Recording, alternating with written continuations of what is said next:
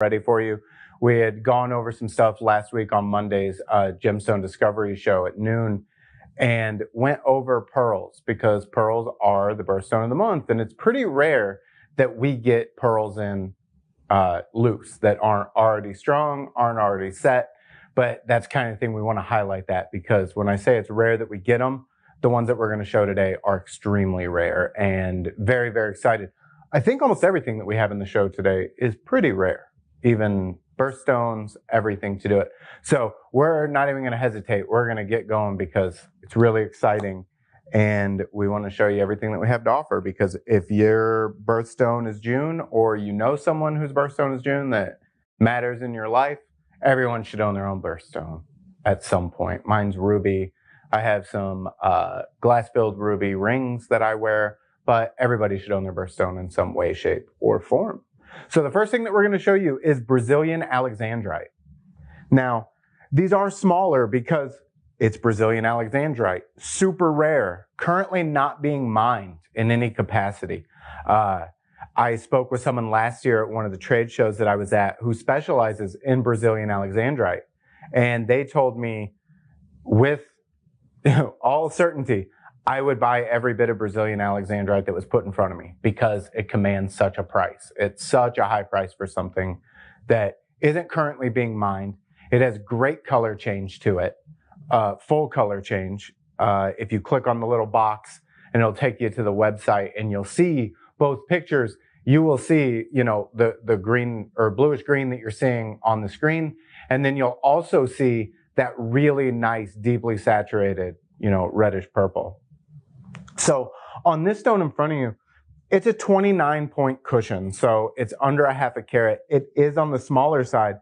But when you think about the material that's out there, as you start getting bigger, your price is just going to increase into the thousands of dollars. So this is a really well-priced stone. It's a rectangular cushion. It's got a good cut on it. But with stones like this, the crystal is going to be so small when they find it that it's going to be small when they facet it as well. So it's not going to be like a 12-karat alexandrite. It's just not there. I believe on the website, we do have a very large double-sided cabochon Russian alexandrite with great color change. But again, it's one of those things that you'll click on it, you'll see the price, and you'll say, well, isn't that pretty? But this is one that is way more on the affordable side. But it is smaller. It's just complete honesty. But this is something that, to be a collector, if this were your birthstone, it's a very nice size for it. The price is really good.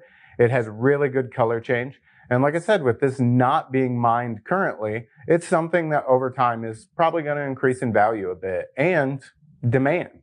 That's the big thing is the longer they go not finding something, Tom Joyce doesn't like using the term mined out because it just means they haven't found it yet. You never know when a pocket is going to pop up or material is going to come back onto the market because this piece in front of us hasn't been on the market in probably 20 to 25 years. We were lucky enough to get our hands on it.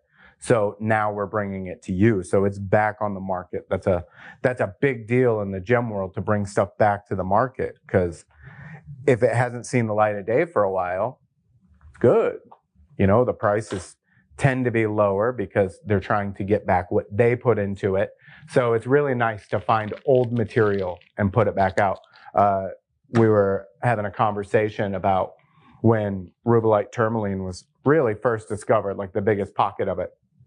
Someone came in, it was in East Africa, and they bought everything that the miner had, like bought all of it, not letting any of it go to anyone else. And what they did was they took it back to their facility, put it in a vault, locked the vault, and didn't bring it back out for another 10 to 12 years to facet it. Because they wanted the hype around it. They wanted the demand. They wanted that story that goes around trade shows and stuff where they're like, did you hear about this, gemmy pink tourmaline that someone bought? They didn't even know. And then all of a sudden it hits the market and it has a high command price instantly. So that is a tactic that happens quite often. So alexandrite is one of June's birthstones. The other one is pearl. And we did pearls on Sunday. But, I wanted to bring these pearls back out because these, yes, correct, 1, 2. So these are the rarest of the rare when it comes to cultured Tahitian pearls. Now, cultured Tahitian pearl, all that means is that it was, the process of growing this was started by a human. So what'll happen is, they take the mollusk and they just open it a little bit and they put a little bead inside between the shell and the meat of the oyster. So what'll happen at that point is the oyster is just like, I don't want this in me, and starts coating it with nacre to protect itself. So the nacre is the thin layer that goes over the bead. As you can see with this one, as it's turning, is that you have, it's a 12 millimeter lavender with green overtones. So you can see the purple on it, and then down towards the base of it where it's on the sticky surface, you see that green. And I'll pull it off this card real quick. I do want to show that the card has all the information on it. And that information is just about the grading, and that's industry grading, the rare lavender with green overtones, excellent luster, Tahitian cultured pearl. So when it comes to the luster, that's the reflection that's coming off of the piece. And as you can see in this shot as it comes, you're seeing the studio lights that are reflecting off of it. When you hold this up in front of you, you will see your own reflection in this piece. It really is that nice of a luster. They're not lying when they say excellent luster. So I wanted to pull this off the card because you can see it on that still shot that it has a slight little blemish on it. So on the back side of this piece, you do have a blemish. Nothing wrong with it, because the best part about it is these are completely undrilled. So this part might have a blemish on it, but when you go to the other side, it's blemish free. So you're going to drill where that blemish is, and then the blemish free portion is what would be facing out on your pendant or ring, whatever it was you decided to make with this. But it's going to be a statement either way, whatever it is that you have, because the color is rare and the luster is rare. So the combination of those two things is what makes this such an exceptional pearl. And there's nothing wrong with a cultured pearl. The way the world is right now with toxins in the water and all kinds of things that are happening, rising ocean temperatures, you're not going to see many natural saltwater pearls. It's just not there. And when you do see them, they're going to all be Baroque. It'll be a free form, and it's really not going to be attractive looking. So that's kind of the story with pearls. And the other thing that's so rare about these pearls, even on this size, 12 millimeter round, that's a large pearl.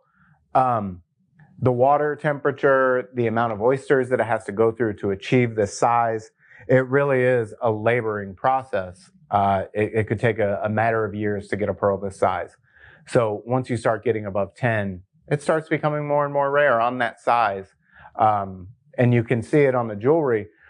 It's very hard for us to source some of the jewelry as well, because when you need to get that many that are matching, it's even more difficult. Matching gemstones is fun because you have a wider spread of what you can get. Matching pearls to make a nice necklace or a strand, very, very difficult, which you can go to the website.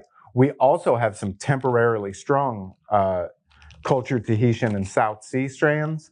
So if you're wanting to get, a nice strand made for yourself, there is one on there. You just have to find someone who can knot it for you and then get everything put together. I'm having trouble with words. It's early on a Sunday. I'm not used to this stuff.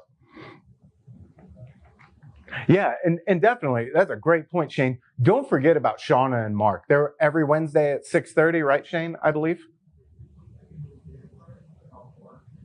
Oh, what? Oh, all right, I've got breaking news this week. Mark Brown will be in the building. So rare, rare, rare. Rarer than what I'm going to show you next. Mark. Okay.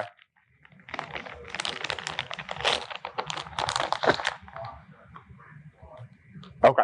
So watch the extra pages, JTV Extra on Facebook. Go to the extra page on the website. There will be information about what time they're going. It's going to be really nice, high-end, one-only product. You don't want to miss out on that. So I say rarer than what I'm about to show next, that Mark's in the building. So Tennessee pearls. You may have tuned into the shows last week when we talked about it. Tennessee pearls are one of the rarest, it's an organic, but one of the rarest gem materials on the planet, because What did I just say about saltwater pearls? Rising temperatures, toxins in the water. So these come out of the Tennessee, Missouri, Ohio rivers. That's something that is disclosed because who knows where that mollusk originated from? It was pulled out of the water in Tennessee, in Camden. So as you see this, they call this a wing. So this is natural Tennessee freshwater pink pearl. So on the still shot that spins around, not still shot, it's moving, but as you can see, it has that really nice pink coloring to it. Good luster coming off of it, but just a really, really unique piece. So we leave these on the card as we had gone over before because all the information is on the back of the card that you're going to want. And it's really nice to have this information because you want to show this off. You want to brag about it with people. And, you know, God forbid anything happens and someone comes into your house and they need to know what you have. If you're a collector, keep all your cards because this is where the value really comes from. If you're at an estate sale and you're buying things, if it has a card with it, it really makes a huge difference because it's almost like a provenance. It's a living history of what you purchased. When you still have that card next to your piece of product, it lets everybody know, oh, wow, okay, this is a natural pink pearl, because a gemologist that would come in, they're going to guess pretty well just by looking at it that it would be natural just by the shape. And if you have enough time, I was evaluating some jewelry for a friend of mine who had a family member pass away, and they had one slip in it. It was a receipt from a company, and this company I knew specialized in Tennessee pearls. So when I was looking at some of the pearl jewelry, depending on the shape of it, I felt good that it was a natural Tennessee pearl, but I didn't know 100%. And sometimes you need advanced testing for that. So Tennessee pearls used to be a really, really big and common thing around here. 20 miles from here is Clinton, Tennessee, Pearl City, as they called it. It was the trade hub in Tennessee of Tennessee pearls. You still have Tennessee pearls that are being found, but they're usually small. They're generally the seed pearls for cultured, I believe, freshwater pearls. So that went away. The TVA came in, dammed everything up because they were like, we need electricity. The South needs to become modernized. So they dammed up all the rivers, made man-made lakes. Well, that changed the water temperature and the mollusks couldn't survive and produce. So if you go downstream quite a bit, where it is still a river, it's much more shallow. You don't have it as backed up. It's not as close to the lakes. You can still find some of these mollusks and you can still find some of the pearls, but they are extremely rare. So something to look for at all times. If you're ever just out walking in the river and it's just, you know, ankle deep, maybe a little bit bigger, start looking down. You don't know. Some of those shells might have something. Shane just said in my ear that he's got one. So it's not uncommon that you'll find it. Shane said he found it when he was a kid, but that was probably before the TVA dams, right, Shane? Yeah. He's out planting corn. So rarity, that's kind of what we're going with today. And we'll just make a nice little break in the middle because along the lines of rarity, this is not a birthstone, this is not a pearl, this is not an alexandrite. Well, it's not this month's birthstone. It might be a birthstone. But we have, because we're also, last week was Tanzanite week. And you know Tanzanite. JTV is very synonymous with Tanzanite. We've sold so much Tanzanite. We currently have the largest loose Tanzanite inventory on our website than anyone else. We have that, and that's very big, and like that's something we're very proud of. We have more loose inventory in gemstones than we've ever had in the history, our 30-year history as a company. But now we can say with confidence, we have the largest loose Tanzanite inventory. And that's a really big deal to us, especially with everything going on in the market. So what we have in front of us is a 15 karat total weight mixed shape parcel. It's big to say mixed shape because when you see it on these shots, you're going to see ovals, rounds, pairs, probably some trillions in there. And this is at $100, just under $100. So when I was laying this out, like I kind of was clumping it together because it looks nice, but you can see there's one very large oval in here.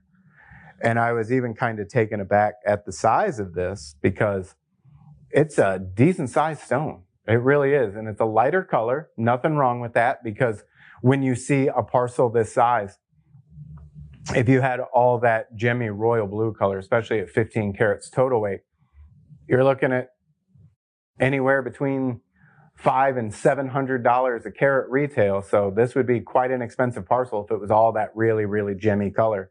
But there's lots of good colors in here, lots of good shapes, sizes. There's a few pieces of jewelry that could easily be made out of this parcel with ease. But the big thing that can be said about it is you have a really nice parcel of gemstones that you can just sit and look at. I have lots of gemstones at home, and my wife can attest to this, that there are some nights I just go up to my office and I'm looking at them through the microscope, using a loupe, my dicroscope, just trying to stay up on gemology tools, because I'm lucky enough that when I buy them, I know what I'm buying, so it's great as a reference point to say, I know for sure this is a hessonite garnet, so I'm looking for stubby crystals. I'm looking for Scotch and water effect. I'm checking the spectra. You know, stubby crystals, my nickname in high school. You know, Shane's nickname too. That's why we're kindred spirits and this works so well. But you want to look at this stuff. You want to look at all qualities of it, because it'll help you as a buyer later, that you have a reference point in your mind to say, oh, well, this looks like Tanzanite that I purchased at this cost per carat. So then you have that color in your mind, and when you see it out on the market, you can look at it and go, okay, well, I paid this much per carat for this in 2012. The market's fluctuated a little bit. The color's a little bit better. This is what I'd offer right now. So always good to have mixed faceted parcels and reference points, because you just need to know your market. That's a big thing. I don't see a scoop out here, Shane. I'm just dumping these in my hand. We're gonna hope they all go back into the bag with ease. Thankfully, I have a little bit of experience of putting these things back in the bag by hand. I think I got it. I knocked this one out. That's a gemologist for you right there. They'll get it figured out. They're gonna get things done. So let's start the cycle back over again. We have another one of each one that I showed you, just a little bit different and varying quality differences on them. That was the cushion. So we have another alexandrite. So we'll show this to you on the screen as I get this one out. This is another Brazilian alexandrite. And it's same as the last one. Really good color change. Good cut on this. And this is a pear shape, just a little bit different. So this one's bigger than the last one. This is a 36 point, so getting closer to a half a carat, but still just under.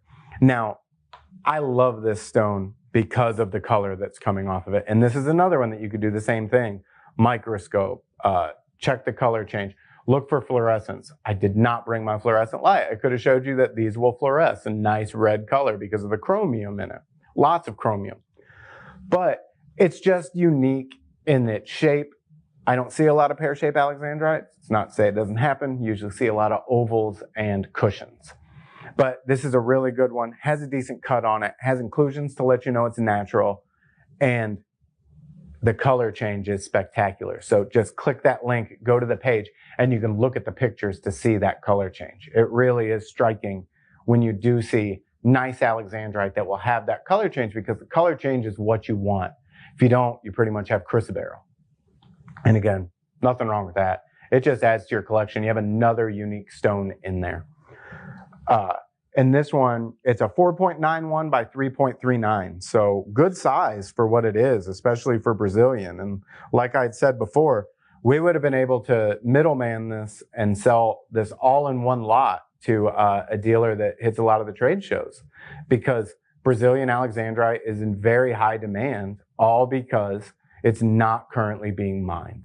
Not mined out, that we know of, just not currently being mined. That's a really big distinction to say, because I would have egg all over my face if I said it was completely mined out and you'll never be able to find another one, and then I see on the news in 2 weeks that they found a huge pocket that could produce, 3,000 carats or 10,000 carats. It's just, I don't want to make definitives like that. I just can't do it.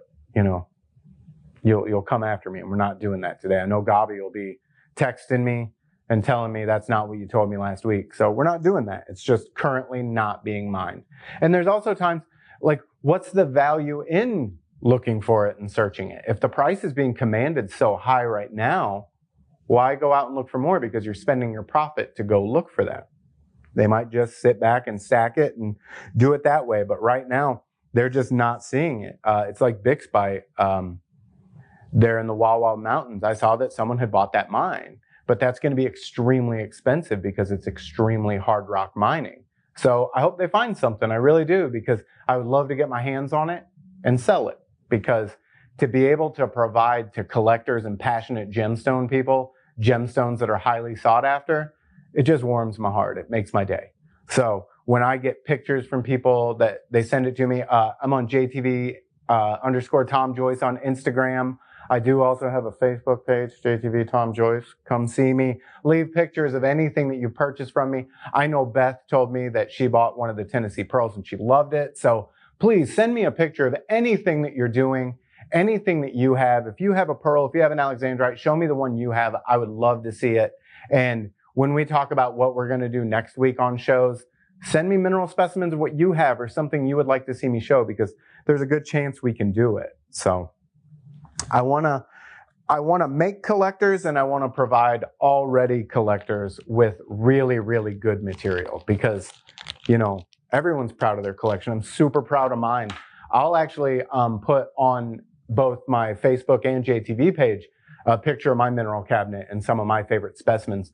I've actually posted my favorite Illinois fluorite specimen that I have about a week ago, and it's just something that it's got a nice overlay that looks really dusty, and it makes it look dirty, but it's not dirty. And then it has like some barite like flames on it. It's just super, super unique. I love it so much. All right, so we're talking rarity here, right? So I know I said Tennessee pearl is going to be the rarest thing that I have. This is going to rival it quite a bit just because of the size. Now, this next piece, I spoke about, you know, Tahitian pearls and cultured pearls in general, about how long it takes to grow it, how many oysters it took to make that one pearl. This one is an infinite number of pearls. It could have been in the 10,000s. I don't know the time frame it could have taken, but I do know that this is, without a doubt, and I heard this from the dealer who has been in pearl farming for, what would you say, Shane, 30 years, 35 years? Maybe. He said he's retired twice. His wife keeps putting him to work for her, but he's retired 2 times. So he told me, quote, "This is a 1 in a million pearl. He'll never see one like this again." He doesn't think so. He thinks this is the last one he'll see in his career. Now, I'm setting it in front of me. You can stay on this shot, Shane, just because you can see how big this thing is in front of me. So a lot of times pearls are just not small, but they're just not large. But you can see this. This stands out with no problem, no zoom, no anything in front of me. Now, this is an 18.5 millimeter deep green cultured Tahitian pearl. Still, look at the luster coming off of it with the studio lights coming on it. As I look down on it, I see all the studio lights. I see my hands moving in front of it. Like if I put the tweezer in front of it, you can see that shadow and reflection coming off of it. Now, Shane would have to zoom in quite a bit to be able to see it with that reflection, but it's there. Like I'm looking down at this pearl, eye down, and I see my hands. I see my shirt reflecting out of it. So this one is this is a stunning pearl. It really is. And really 1 in a million. So showing the back again, natural color. This hasn't been enhanced. If you look at the treatment on this, it's going to say that it's bleached. That is the most common treatment of any kind, because if someone handed you this pearl right as they popped it out of the oyster without it being bleached, it would literally be this. You don't want to be around a pearl that just came out. Like, this is rare, round, extremely rare. That's the biggest thing to notice on that card. Extremely rare, natural color. So a pearl this size, I've never seen before. I mean, I've probably seen some up there, but thin nacre, not good color, not excellent luster. These are big words to have, because that's how you command a price tag of $7,500. And that really is, on a retail marketplace, that's a very good price, because if you went to a pearl auction or, you know, going to a trade show, if you were in the Emirates or Dubai, who they really value pearls, this is probably going to command such a higher price to them. But I'll pull this off the card again just so you can see it. This one is not 100% blemish free. That's just the nature of pearls. But what is making it so rare is the natural color, the luster that's on it, and really, without a doubt, the size. And this too is, undrilled, so it's waiting for you to do whatever you want. And that's the big thing. Like, as this rolls around, those lights stay in one place, and you see the reflection of those lights. And again, I'm looking down on it. I see my own reflection. You can kind of see my shirt reflected on it at the very top. And you can see my thumb reflection as I lift them up and wiggle it around. That is crisp. So that's a really big deal. And that's something too that, like, pearls this size, pearls this quality, it's going to be very hard going forward with the rising water temperatures all over the planet. It's not just oceans. It's not just, fresh water. It's happening everywhere. So cool water is what makes it crisp, the luster. Makes it really nice that you see that really nice crisp reflection. The cooler the water, the crisper the luster. That's kind of a tongue twister right there. I like it. But it's not to say that pearls are going to go away. They're just going to change locales. So you're not going to have that Tahitian variety. It's not going to be from French Polynesia. Like, they might have to go somewhere else to grow these in cooler waters just to see what happens. So, you could say, well, why don't you go up to the Arctic Circle where it's way cooler, because the mollusk wouldn't survive. Just wouldn't happen. So the last one that we're going to look at today is another Tennessee pearl. And I really like this one because the descriptor that we used on it. Some of this stuff, when you get the miner themselves or the harvester themselves that does it, you get the best descriptions, because this is how they classify it. This is their life is this pearl, and harvesting this pearl and putting it out there to everybody. Because, for something like a Tennessee pearl, which is so rare and it's so hard to find and it's so natural, it is your life's work. You put everything you have into it, and it's a legacy. So for these harvesters, this is their legacy. This is their life. They have to come up with descriptors because this is how they know in their mind to sell it. I've talked about this before, that if I say I need a medium dark, slightly cool, it would actually be medium cool, but, greenish blue emerald, Shane's going to know exactly what I'm talking about because he knows color descriptors. We've been through gemology courses together. So for someone like her, when she's going to say, well, I need a rosebud, this is a rosebud, and it's right there with it, and it's a natural shape, and it says on the card, and I'll show it to you in just one second, it says rosebud shape, budding texture. And it just, what a descriptor. And I got to say, if you go to gemstones.com, or I believe it's on gemstones.com, you can also find it on the gemstones.com YouTube channel. There is an interview with the lady who harvests this, and it's fascinating. We had lunch with her when she was here in the building, and you're just in awe. You want to hear everything that they have to say, because this is such a really unique stone in itself, because it's natural and it's found here in Tennessee, that you get excited. Like, when it comes to rock hounding and things like that, you get excited when you find something yourself. And for her to be able to find these herself and then offer them to customers and to really solidify a collection. Like, these went on the website and we knew they weren't going to last too long. And within a day, I had a very keen collector text me and say, I already bought a few of these, really excited about it. So when I see a collector like that who has such a good eye that jumped right on these, I knew these were going to be something great.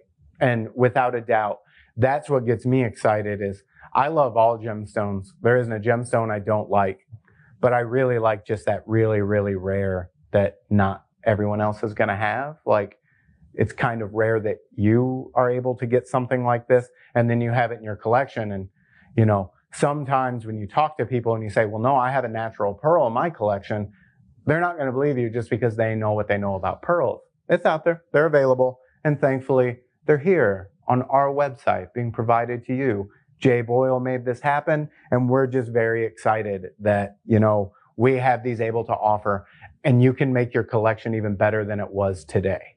Because once you get this, anything that I showed today, if you wanted to jump on this, your collection, it immediately jumps up another level. because there's hobbyist collectors, there's museum style collectors, there's all different kinds, and we're here to service every single bit of it. So JTV_Tom Joyce on Instagram, JTV Tom Joyce on Facebook. Reach out to me, show me pictures, tell me what you want to see. Shane and I will have it here for you next week. Promise. Thanks for watching.